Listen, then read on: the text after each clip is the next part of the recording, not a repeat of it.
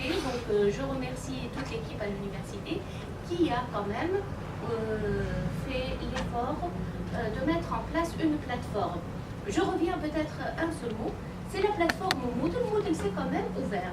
Celui qui l'a fait, c'est un Australien, je pense.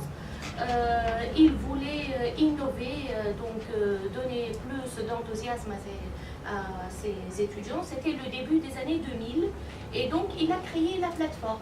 Et avec sa bonne volonté, il l'a mis, c'était une plateforme ouverte. Et donc maintenant il faudrait justement la customize, c'est-à-dire personnaliser quelque part.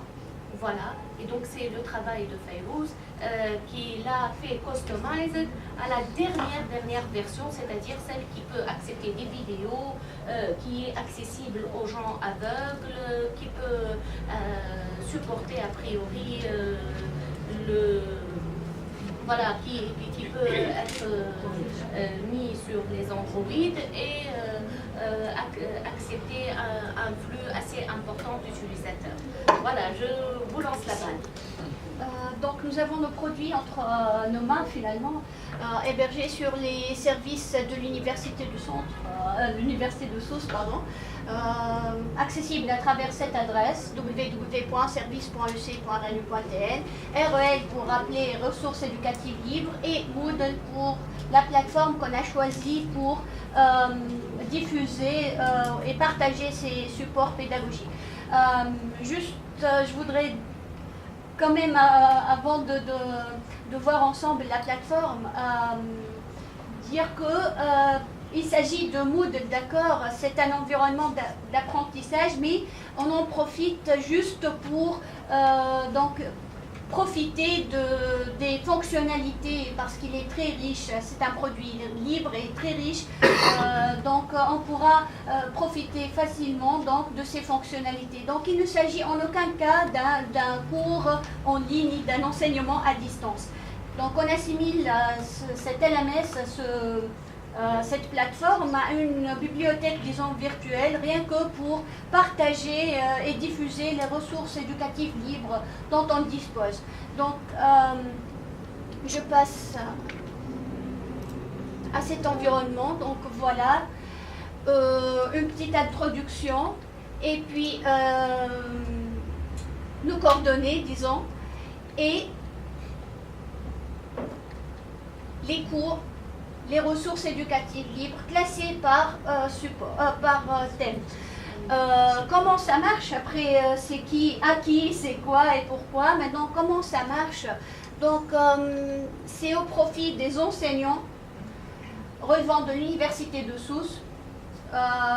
Ils peuvent facilement donc télécharger cette fiche de métadonnées, la remplir et nous la remettre donc via donc notre email. Sinon, nous avons le lien directement au formulaire pour le remplir donc, et automatiquement on va le recevoir et réagir dès que possible à cet envoi.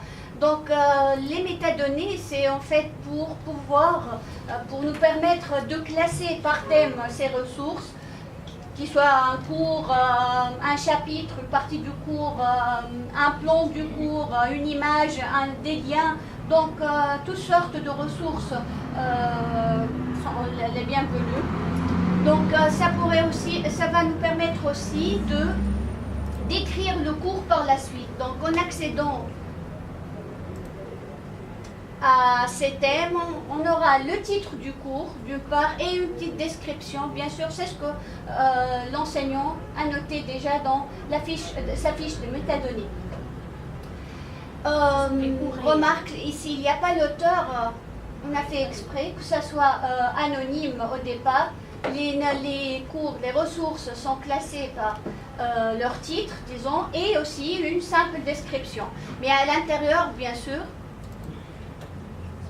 il s'agit du titre, des objectifs spécifiques et généraux, et bien sûr la possibilité de télécharger le cours. Au départ, il y aura les cours sous format PDF, en leur format PDF, avec bien sûr doté de la licence. Ça pour rassurer tous ceux qui souhaitent contribuer donc, et participer. Donc c'est déclaré déjà dès la page d'accueil de la plateforme. Donc tous les cours auront comme format donc, le PDF et puis le nom de l'auteur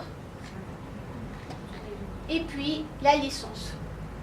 On envisage et c'est en cours, on est en train de préparer les EPUB, c'est-à-dire convertir les cours de leur format PDF en leur format EPUB.